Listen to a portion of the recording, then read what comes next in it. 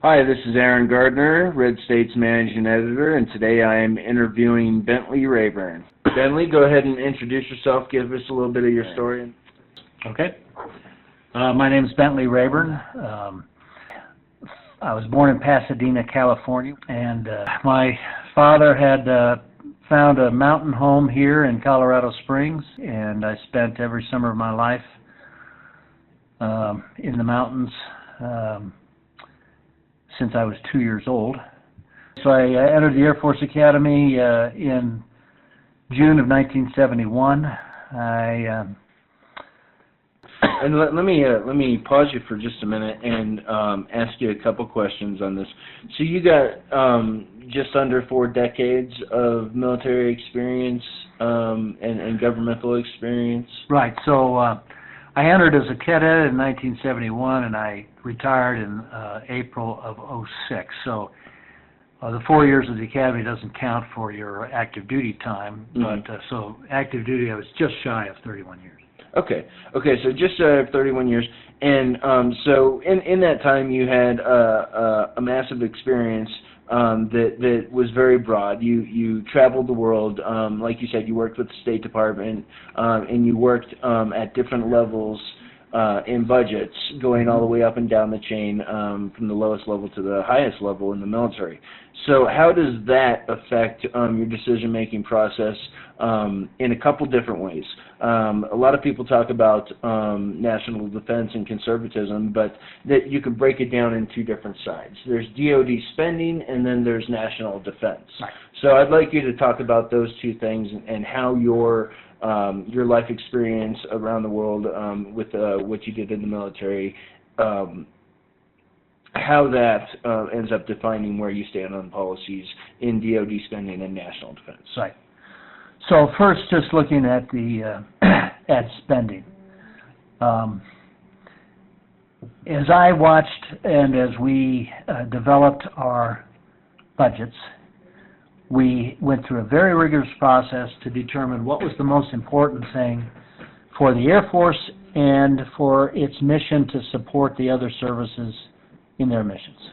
And and as we rolled our budgets up from Air Combat Command into the larger Air Force budget, there was undoubtedly debates about which program might be more important. It wasn't so much the question of the programs at the top, but we're debating the programs that are close to the cut line, where you know your budget authority is going to run out.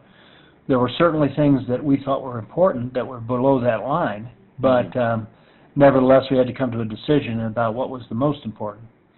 And so I saw, for example, congressional members issue us airplanes that we didn't particularly need, and while the airplanes might be quote-unquote free to the service, in terms they might give us the budget to buy that airplane, the operations and maintenance for those fleet of airplanes for the next 30 years had to come out of our budget, which meant something that we determined was more important for fulfilling Air Force missions and for fulfilling national defense requirements got pushed down then below the funding line. Right. Or it made you make decisions because now you're really squeezed. You think there's important things, but you will make decisions perhaps to slow down a production line or something like that that is not the most efficient way to do things, but it keeps for example, missile line. You have to keep the lines production for maybe the new missile, the AMRAAM or something open. And so those kinds of manipulations by Congress outside of the regular budget plan really can be very detrimental to the efficiency of using taxpayers' dollars to buy national defense and buy national capability. And not only the efficiency of the money being spent, but the sort of impact that this has in the real world as far as what we see today in Crimea and Ukraine and Russia advancing westward. The real world effect of having to slow down or having to cut a program, what is that, and how do you balance that with the restrictions that you have in your budgets? How do you go right. through and make that decision process? So we have traditionally, our strength has been our technology and our training. And so when you get budget squeezes that are either unplanned or like sequestration, and don't have the authority to make wise budgetary decisions because Congress won't let you, for example, cut the A-10, then you have to look at other places where you can get money even though you don't want to. And some of the easier places, and I put that in quotes, only because they're things that you can turn off almost immediately, whereas you can't turn off the production line for the F-35 immediately. Right. So things like training become areas where if the service has to come up with more money and they have to do it quickly, sometimes training suffers. And that, like I mentioned, that is often our real strength when we look at potential foes. Not only do we have great technology, but we're trained better than anybody. Right. So those are the kinds of decisions that services make, forced often by bad budgetary decisions made in Washington. Okay, so let me ask you on when we balance all these things out, we know we need national defense, and we also know that we need a little bit of debt control in our Congress and to tighten the purse strings a little bit. Where do you reach that correct balance on spending, and how in Congress versus in making budget decisions at the lower level in the military? How in Congress would you be different than your opponent in the primary or in the general election on spending issues? Right. I think there's a number of significant ways that Congress could be much more efficient. And perhaps one of the reasons is because we have so few folks with military experience. Congress doesn't necessarily understand how their responsibilities for helping to set military policy through the budget has such a large impact. So, for example, the F-35 is a major program, and we're spending billions and billions of dollars on it. It's a great airplane, but I still have not been able to come up with a mission for the jump jet marine version of the airplane.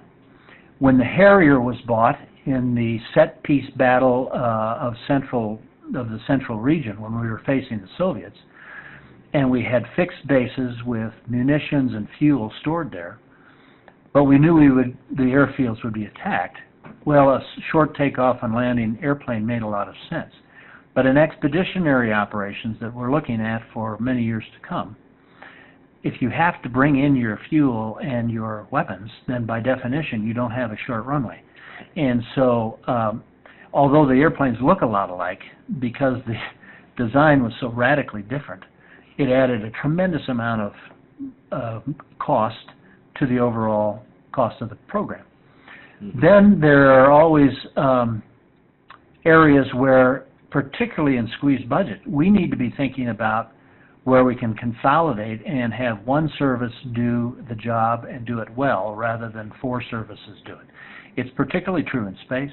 It's particularly true in, for example, cyber is huge, and so on. And so we need to look at areas where we say, okay, this service, you need to completely be the executive agent. You need to take over this and provide that service for all of the other military services. That's actually a good point, because you have a military and you think that they run on specialization and compartmentalization.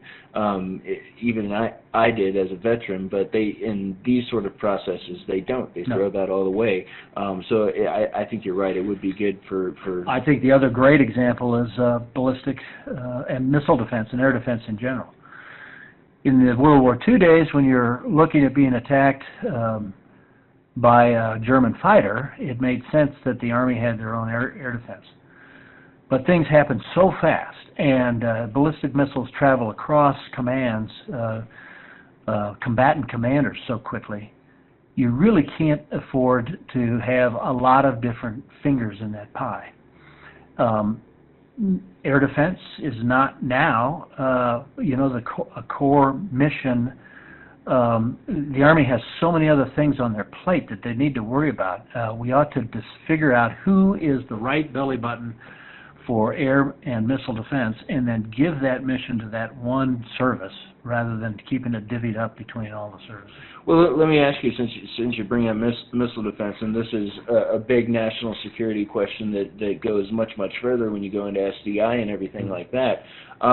What would you do in Congress to push forward legislation to get us back towards the path of strategic missile defense and actually having a missile shield technology that we could deploy in troubled areas in the world to protect ourselves and our allies? Right. Well, I think first of all you've got to make the case that it's important for the country. I think that's a simple case to be made, but I don't see anybody out there trying to make the case. And so you gather folks together who are like-minded and get support both in the House and Senate, and really start to make the public case for missile defense. And then, as you look at future budgets, working with the services, et cetera, you figure out where and how you put together a strategy for advancing a capable missile defense shield.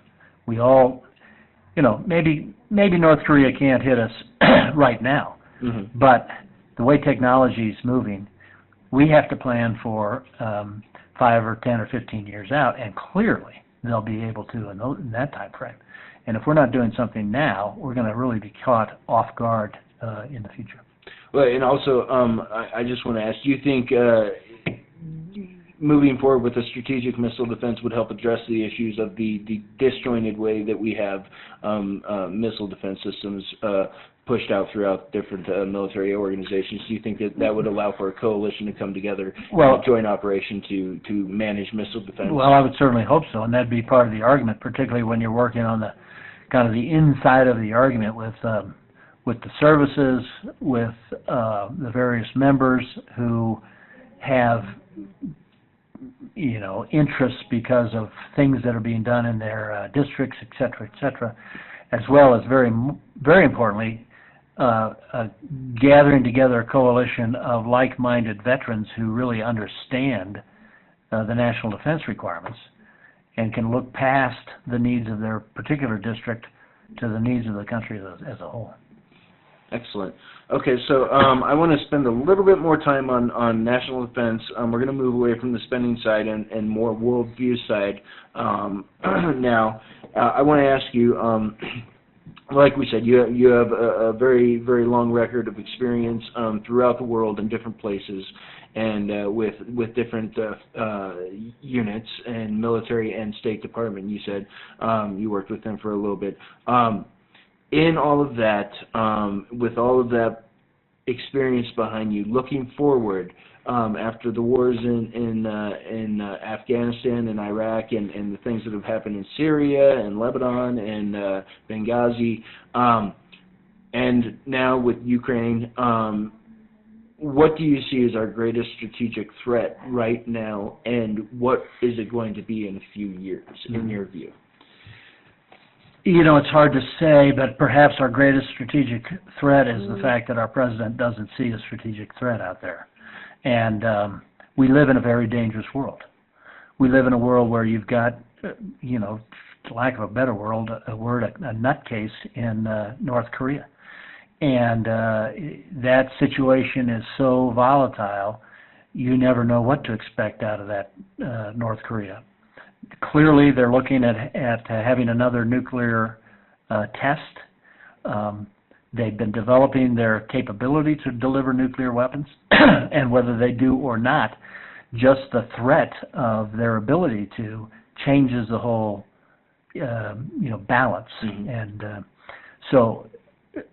and if you look at I always pointed out to people to call up a night satellite shot of the Western Pacific, and it looks as if South Korea is an island because it's aglow with lights, and you can certainly see the outline of China and Russia and Japan and so on, but nobody's home at North Korea except for this little glow around Pyongyang. It looks like an island. And you know, they actually say that the lights on at night are a sign of economic activity, and the lack of lights is a sign of no economic activity, and that makes sense of a totalitarian regime such as North Korea. But the point is, they clearly need money. They have nuclear weapons. Who knows who they are willing to pass some of that technology off to? Whether it's some two-bit dictator or like Iran, or whether it's just the Al-Qaedas of the world, who knows? Yeah, and there's already been whispers about Iran and North Korea working together on this already. So that's definitely a plausible situation. So so there's a number of very very volatile and dangerous players. And then, even though we would like to say the wars in Afghanistan and Iraq are over, clearly Syria is an indication that the long-range effect and or status of those countries is yet to be determined. There are 1.4 billion Muslims in the world.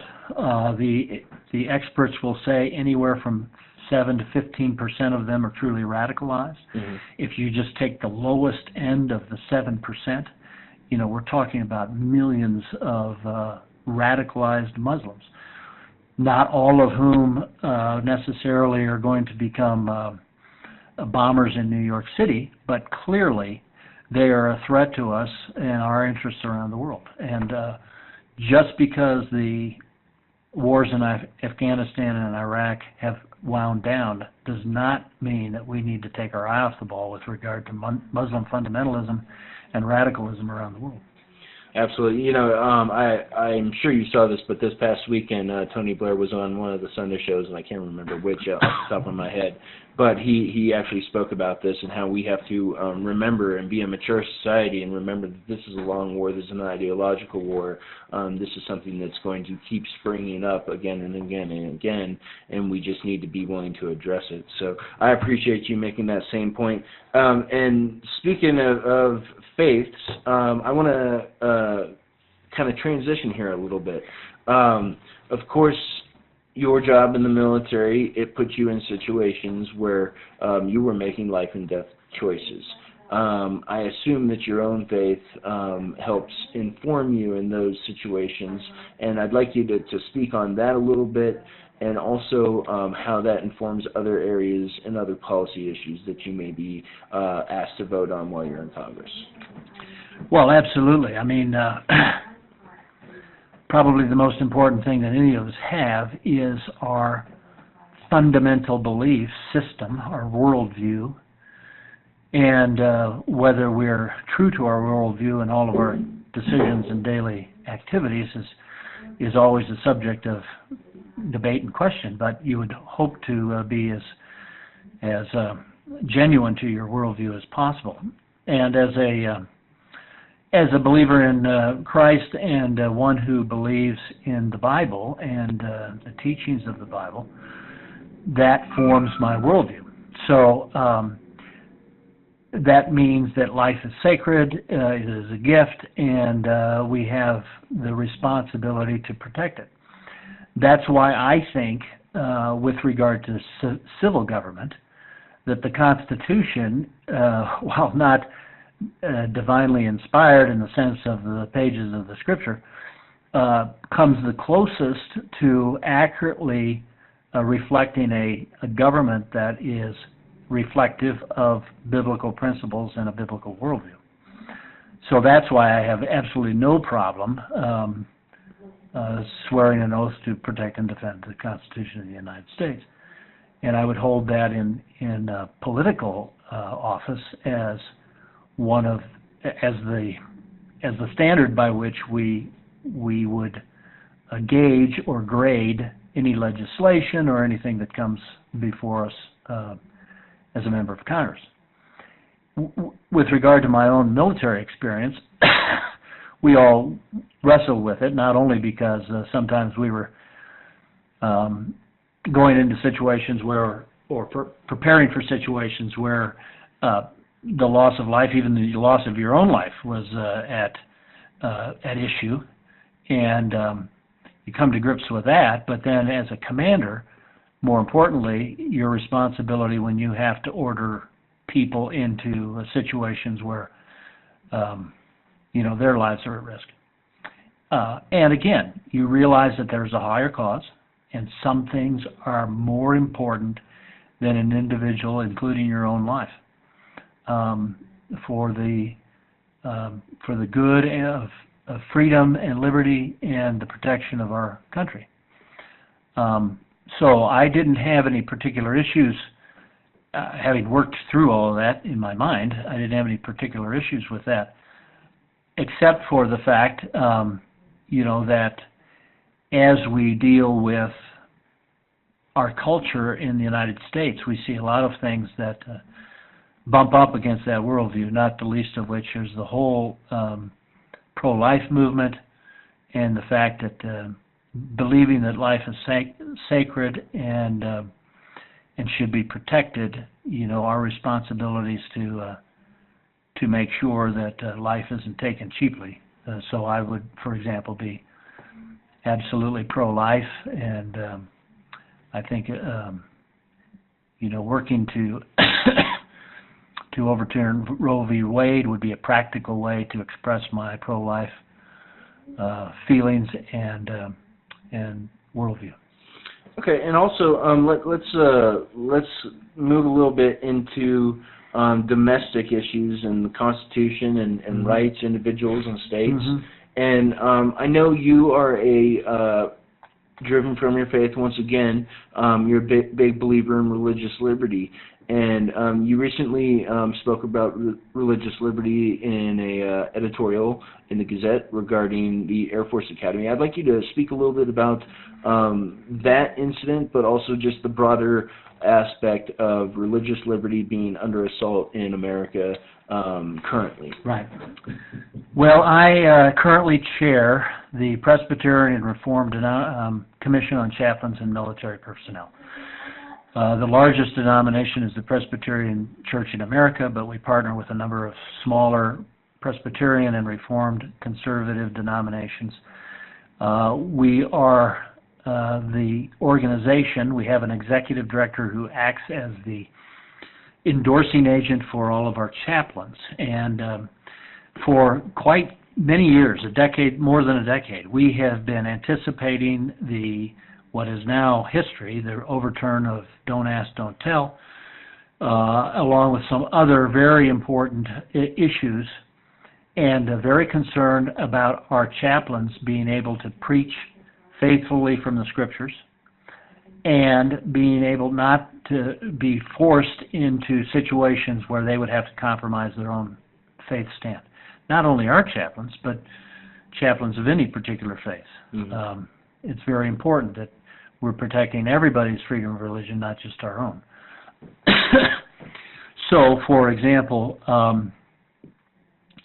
there are a number of situations, and if you look at the Canadian example and history, you will see that their Canadian chaplains are very restricted in what they can preach from their pulpits, even if they're preaching in a particularly denominational setting, because of the kinds of legislation that the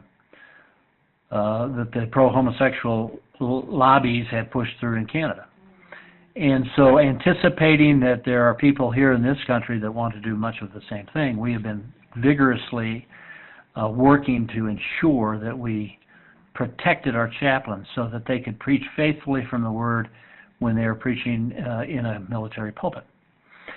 Now, the harder problem, of course, is when they aren't in a particular position that calls for an ecclesiastical position by themselves. So, because of the deployments, the Army recognized that they had a large problem with just marriages having a really tough time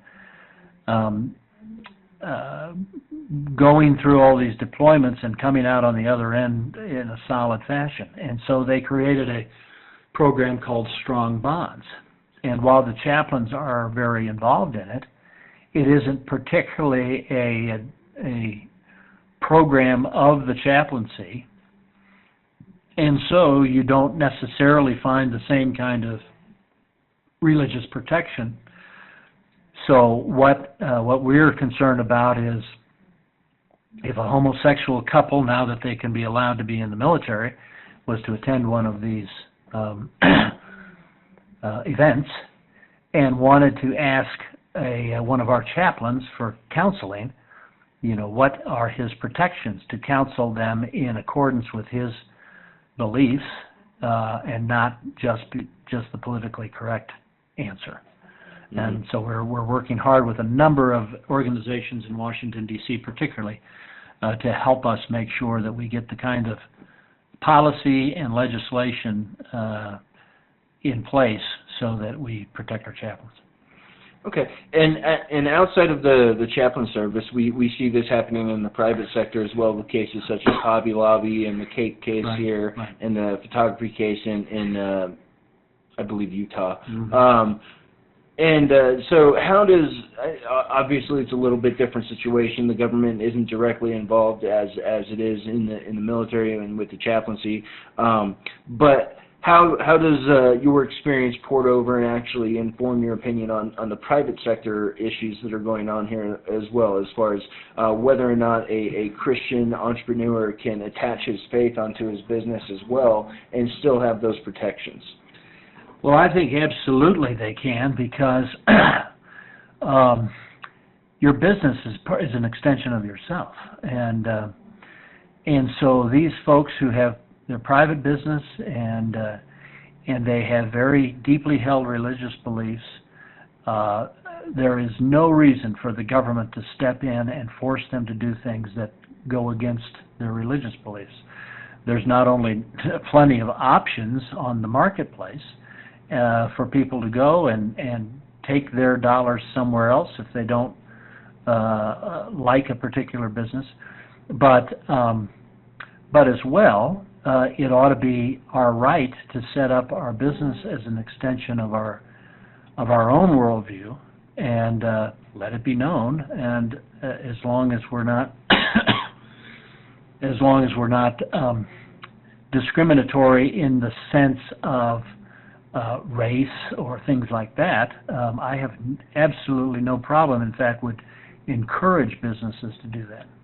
Getting back to the Air Force Academy issue, I think the important thing for people to understand is that the Air Force Academy certainly is a military school, and there are certainly things that you need to teach about the military, everything from the military mindset to the chain of command and responsibilities of command and so on and so forth. But it is also a university, and it is also a place where we want to teach people how to have these deep conversations about life and how to really wrestle with the issues of life, regardless that they might be in a military academy setting.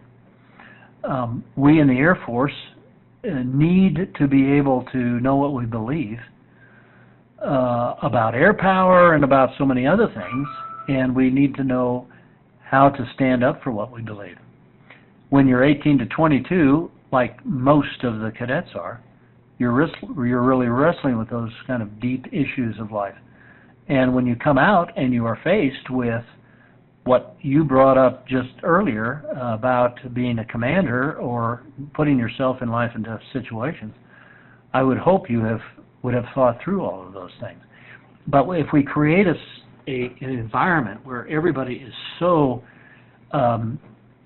hesitant and careful because of the politically correct attitudes that seem to be at the forefront, then we are not allowing these young men and women to really wrestle with these issues in a fruitful and positive way. Okay, so let me, we're about 40 minutes in now, so I want to start to wrap this up. But there's a couple closing questions that I want to go through and ask you, and just, they're going to be quick. You don't have to give me long answers on these ones. So, first and foremost, your opponent in the primary, Doug Lamborn, he's been in there for a while. You ran against him a couple times, and he managed to gain the seat and retain the seat. What is different this time? What is it that you feel you've learned from that process, and where do you see yourself with a broader coalition than you've been able to gain in the prior runs against him? Well, I think what's changed is the fact that now we've been able to watch Congressman Lamborn for 7 years, and people are beginning to understand, as some people thought at the very beginning, that he's not been a man of great action. And so many of us have been frustrated over the lack of action. We happen to live in one of the safest congressional seats in all of the country.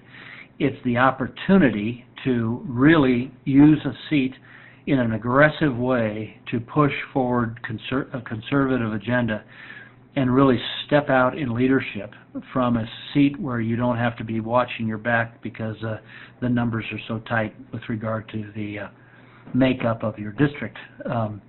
And that has not happened. It's not happened for decades here, and that needs to change. The country needs it to change. Okay, and on that note, let me know what your first piece of legislation that your name would be on, whether sponsorship or written, what that would be to set that aggressive tone to push that forward and advance the cause for conservatism.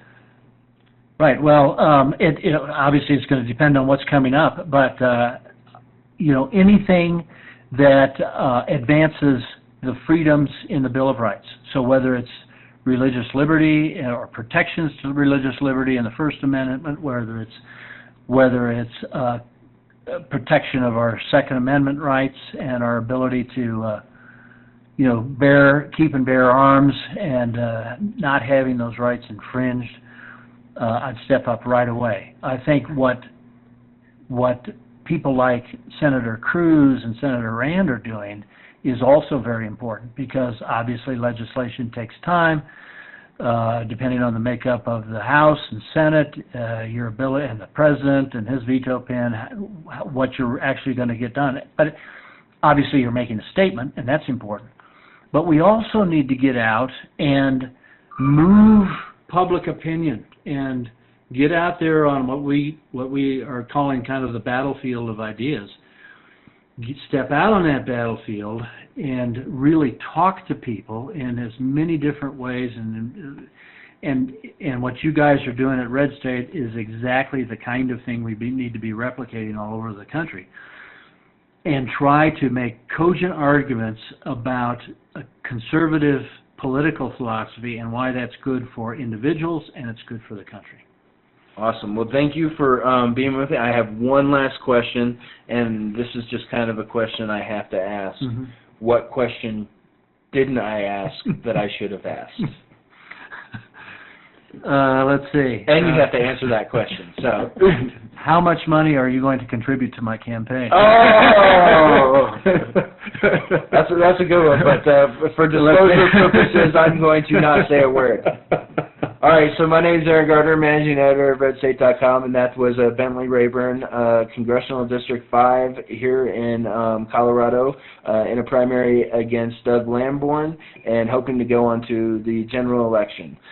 Thank you very much, and we'll talk to you soon. Bye.